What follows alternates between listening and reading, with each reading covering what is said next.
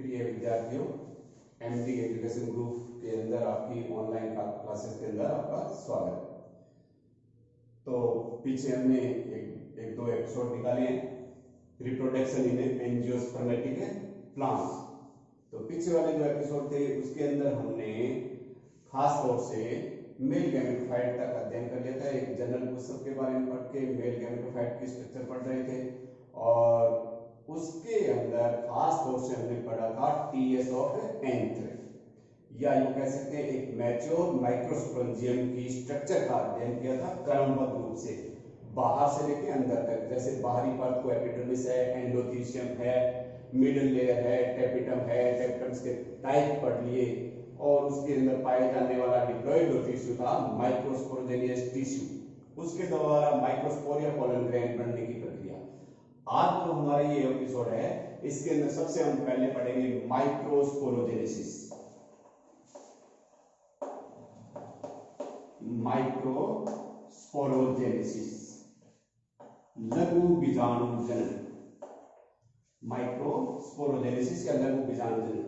तो लघु बीजाणु जनन की बात करते हैं तो हमने मैच्योर माइक्रोस्पोरेंजियम के अंदर हमने केंद्रीय भाग के अंदर द्विगुणित टिश्यू था जिसको हमने लघु बीजाणु जनन उत्तक कहा था। तो एक सिंपल सी डेफिनेशन दे तो ये हो जाएगी कि लघु बीजाणु धानी के अंदर लघु बीजाणु बनने की प्रक्रिया ही लघु बीजाणु जनन कहलाती है। पर ये थोड़ी इतनी अच्छी नहीं रहेगी, तो इसको थोड़ा फर्दर डिटेल में देखते हैं। तो यूं कहेंगे कि माइक्रोस्पोरोजेनेसिस जो जेनेसिस की जो क्रिया है उसको हम बताएंगे कि लघु बीजाणु धानी के अंदर पाए जाने वाला माइक्रोस्पोरोजेनियस टिश्यू, लघु बीजाणु धानी के अंदर पाए जाने वाला माइक्रोस्पोरोजेनियस टिश्यू जो द्विगुणित होता है उसकी सिंगल सेल्स को हम प्राइमरी माइक्रोस्पोरोजेनियस सेल्स कहते हैं।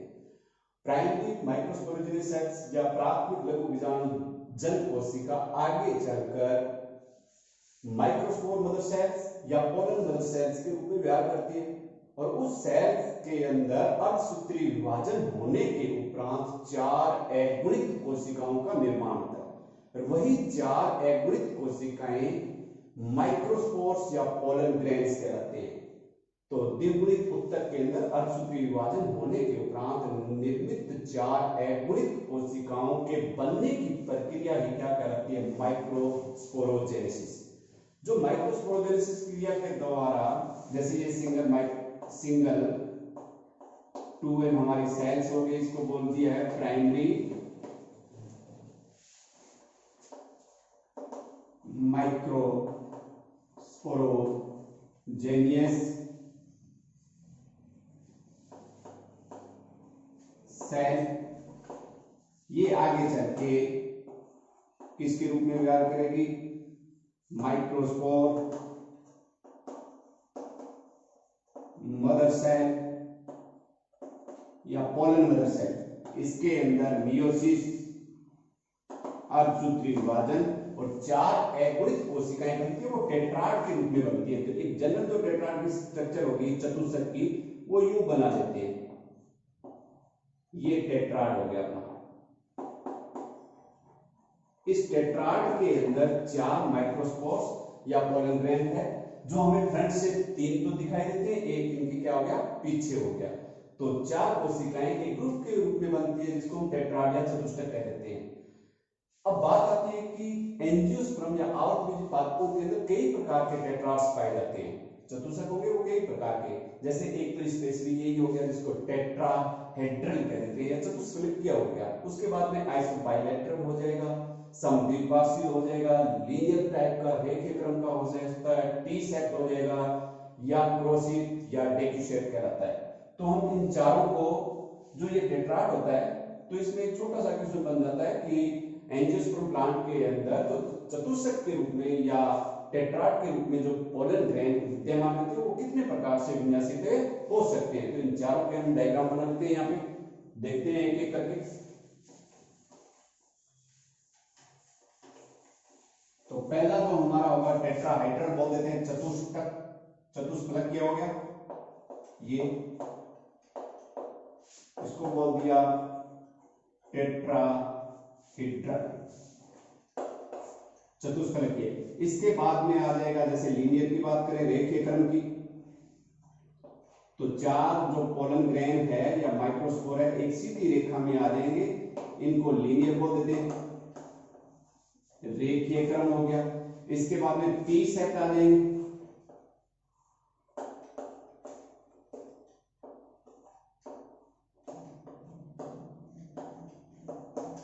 टी सेट, और इसके बाद में आइसोबाइलेटरल या समद्विपार्श्वी बोल देंगे।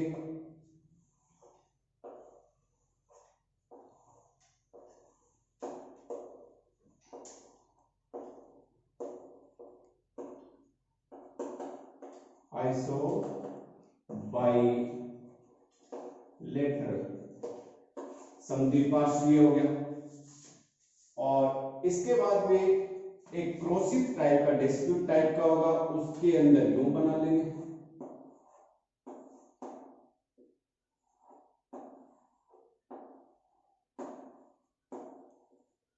तो मोस्टली जो एंजियोस्पर्म प्लांट के अंदर जो पाया जाता है उसको हम चतुष्कीय टाइप या चतुष्फलकीय या टेट्राहाइड्रल टाइप का हो जाएगा, जिसके अंदर सामने से देखने के बाद में हमें तीन पोलन ग्रेन तो दिखाई देते हैं, एक इनके जस्ट पीछे हो गया।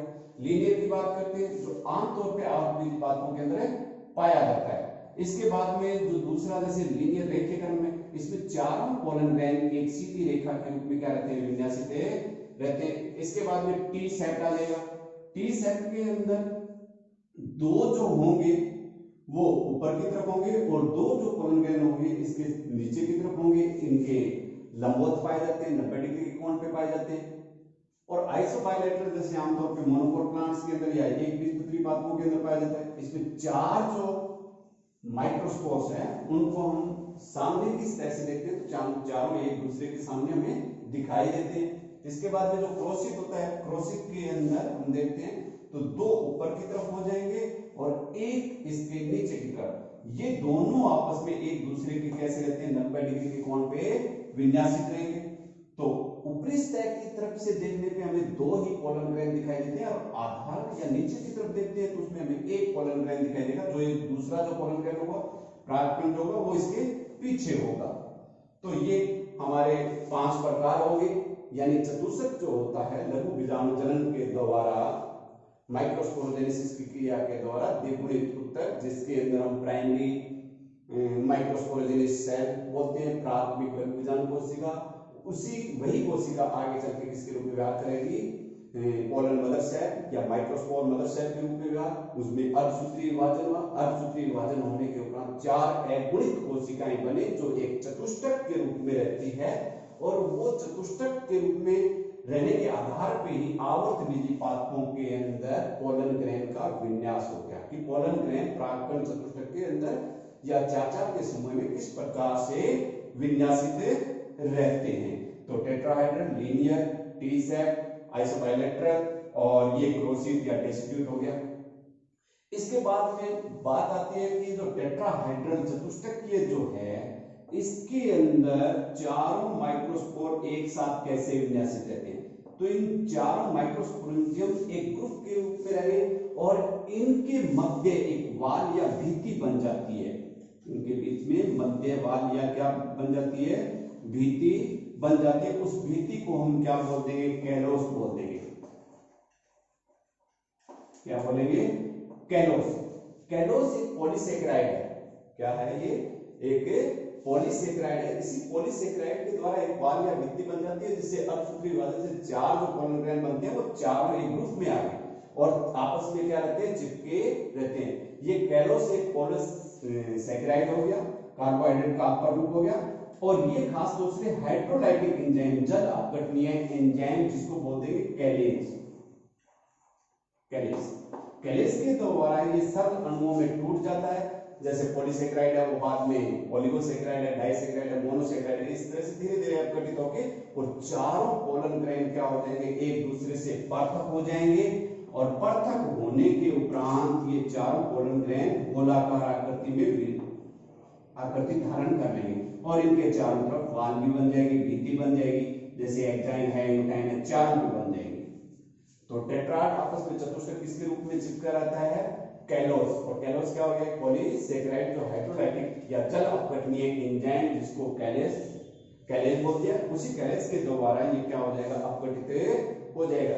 जिसी तरह से हम पढ़ते हैं ना सेल वॉल, कोशिका भित्ति, कोशिका भित्ति भी आपस में कैल्शियम और पैक्टेट के द्वारा चिपकी रहती है, जिससे सीमेंट सेल बनता है, वो सेल वॉल पढ़ते हैं, उसमें कैल्शियम पैक्टेट की बनी होती है, किसकी बनी होती है, कैल्शियम पैक्टेट, जिससे दो सेल वॉल आपस में क्या रहती है, चिपकी रहती है।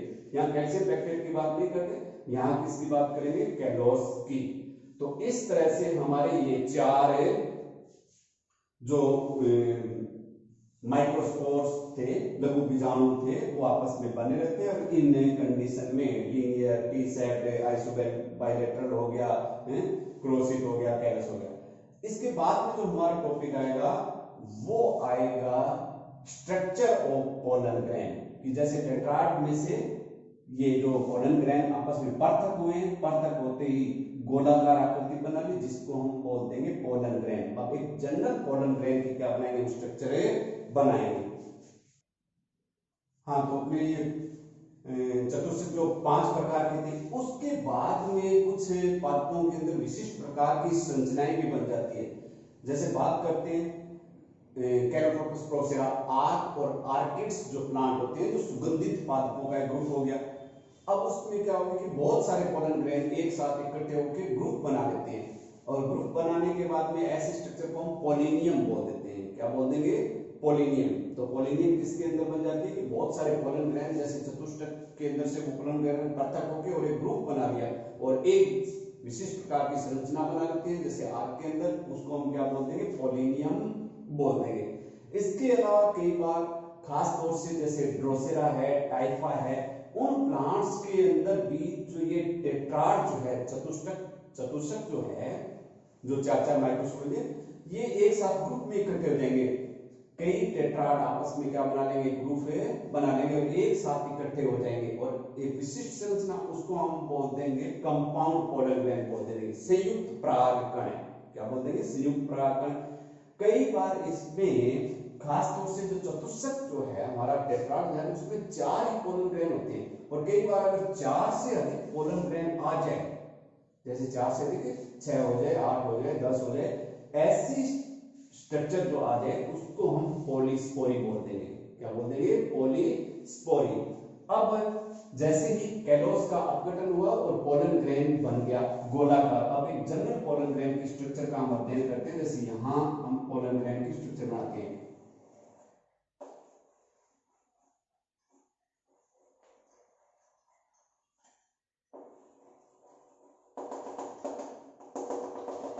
पोलन ग्रेन जो आकार में अंडाकार या गोलाकार हो सकता है, और पोलन ग्रेन को ही हम मेल गैमेटोफाइट की प्रथम कोशिका कहेंगे, first cells of male gametophyte. अब इसकी जो 2 परतें होती हैं उनका नामकरण कर देते हैं। बाहरी जो परत होती है उसको एक्जाइन बोलेंगे। क्या बोलेंगे, एक्जाइन, बाह्यचोर। और उसके बाद में जो दूसरी जो परत होगी अंदर की तरफ, उसको इंटाइन बोल देंगे। और इसके अंदर संलग्न साइटोप्लाज्म या इसका कोशिका द्रव्य पड़ा रहता है। केंद्रीय भाग के अंदर न्यूक्लियस हो गया, और एक्जाइन भाग के अंदर कहीं कहीं पे जन्मपोर या जनन छिद्र, जन्मपोर या जनन छिद्र, ये हो जाएगी अपनी structure of pollen grain. Rajasthan board के अंदर सिंपली क्वेश्चन पूछा जाता है कि पोलन ग्रेन की संरचना बनाते हुए इसका संक्षिप्त में वर्णन कीजिए। 1 या 2 नंबर का क्वेश्चन आता है, तो सबसे पहले कहेंगे कि पोलन ग्रेन है क्या। पोलन ग्रेन मेल गैमेटोफाइट या नर युग्मकों की प्रथम कोशिका है, जो आकृति में कैसी हो सकती है, गोलाकार या अंडाकार होती है, और इसके ऊपर 2 विशिष्ट प्रकार के आवरण पाए जाते हैं। सबसे पहले बात करेंगे इसकी बाहर की तरफ जो आवरण होता है, जो रफ एंड टफ हो गया, कठोर और खुरदरा होता है, उसको एक्जाइन या बाह्य चोल कहते हैं। बाह्य चोल जो होगा वो पूरे परागकण को घेरे रखता है, पर कहीं कहीं इसमें छोटे छोटे पोर्स या क्या पाए जाते हैं, एक्जाइन भाग के अंदर छिद्र पाए जाते हैं। इन्हीं पोर को क्या कहते हैं, जन्मपोर या जनन छिद्र कहते हैं। जन्मपोर या जनन छिद्र की जो संख्या होती है वो कम से कम 1 और अधिकतम कितनी हो सकती है, 3 हो सकती है। और जन्मपोर का मुख्य कार्य ये होगा कि जब ये परागकण जर्मिनेट या क्या अंकुरण करेगा, अंकुरण करते वक्त इसी जर्मपोर के द्वारा एंटाइन जो है वो पोलन ट्यूब के रूप में क्या होती है, बाहर निकलती है। तो एग्जाइन भाग बाहर की तरफ होगी और रफ एंड टफ खुरदरी होगी, और ये खास तौर से विशिष्ट प्रकार की अलंकरण या ऑर्नामेंट्स या विशिष्ट प्रकार की रूपरेखा लिए होती है। जैसे इसकी हम बात करते हैं कि हमने यहाँ एग्जाइन बनाई है स्पाइनी टाइप की, कांटेदार हो सकती है, लीनियर रेखेदार हो सकती है, धारीदार हो सकती है, जालिकावत हो सकती है। पर जनरल जो आमतौर पे एंजियोस्पर्म प्लांट के अंदर जो एग्जाइन होती है वो कैसी होती है, स्पाइनी टाइप की। जैसे ये कंटक से बन गए ना, इनको क्या बोल देते हैं, स्पाइनी टाइप की एग्जाइन होगी। और इसी एग्जाइन भाग के अंदर जगह जगह छोटे छोटे खाली स्पेस या रिक्त स्थान पाए जाते हैं। ट्यूब्यूल्स या नलिकाएं भी इसी एग्जाइन में पाई जाती है, और इसी एग्जाइन भाग की जो ट्यूब्यूल्स या नलिकाएं हैं उनके अंदर टेपिटम सेल से, जो स्पेशली कौन सी टेपिटम, ग्रेनुलर टाइप की या ग्रंथि प्रकार की या स्रावित प्रकार की टेपिटम के द्वारा स्रावित होने वाली विशिष्ट प्रकार की प्रोटीन, जिसको कहते हैं स्पोरोपोलिनिन, स्पोरोपोलिनिन नामक प्रोटीन जो है वो इसी एग्जाइन भाग के अंदर भरी रहती है, और सजीवों के अंदर कौन सी प्राग एलर्जी प्रक्रिया को क्या करती है, प्रकट करती है। तो कांटेदार होती है, धारीदार हो सकती है, जालिकावत कई टाइप्स हो गए, रफ एंड टफ होगी, और पोलन ग्रैंड की क्या करती है, सुरक्षा प्रदान करती है। इसके बाद में बात आती है कि एग्जाइन भाग के अंदर की तरफ, एग्जाइन भाग के अंदर की तरफ एक पतली भित्ति युक्त परत पाई जाती है जिसको इंटाइन या अंतःचोल कहते हैं, और अंतःचोल का जो निर्माण होता है वो पैक्टिन और सेल्यूलोज की बनी होती है। पैक्टिन एंड सेल्यूलोज, पैक्टिन और सेल्यूलोज की बनी होती है, और इसी इंटाइन के द्वारा ही पोलन ट्यूब का क्या होता है, निर्माण होता है। जैसे ये पोलन ग्रैंड स्टिग्मा भाग या वर्तिकाग्र पे जाके गिरेगा तो इसमें जर्मिनेशन, अंकुरण की प्रक्रिया होगी। तो ये इंटाइन भाग एक नलिका के रूप में बाहर निकलेगी, और वो कहां से निकलेगी, जर्मपोर से निकलेगी, उसी भाग को पोलन ट्यूब कह देते हैं। तो एंटाइन जो है पैक्टिन और सेल्यूलोज की पतली भित्ति युक्त है। इन दोनों लेयर्स या परतों के अंदर की तरफ जो पोलन ग्रैंड का जो भाग है उसमें संघन साइटोप्लाज्म या कोशिका द्रव्य पाया जाता है, बड़ा न्यूक्लियस पाया जाता है, और न्यूक्लियस होगा कैसा, हैप्लॉइड, क्योंकि ये मेयोसिस या अर्धसूत्री विभाजन के द्वारा बना है। तो जनरली आप पोलन ग्रैंड के स्ट्रक्चर में 4 परतों के बारे में बताएंगे, 2 तो लेयर्स परतों के बारे में, एग्जाइन और एंटाइन, और साइटोप्लाज्म के बारे में, और न्यूक्लियस के बारे में, और एग्जाइन भाग के अंदर ही क्या पाए जाते हैं, जर्मपोर पाए जाते हैं, और जो पोलन ट्यूब को क्या करते हैं, रास्ता प्रदान करते हैं। ये तो हो गई इसकी स्ट्रक्चर। इसके बाद में एक छोटा सा क्वेश्चन बनता है कि पोलन किट क्या है, पोलन किट।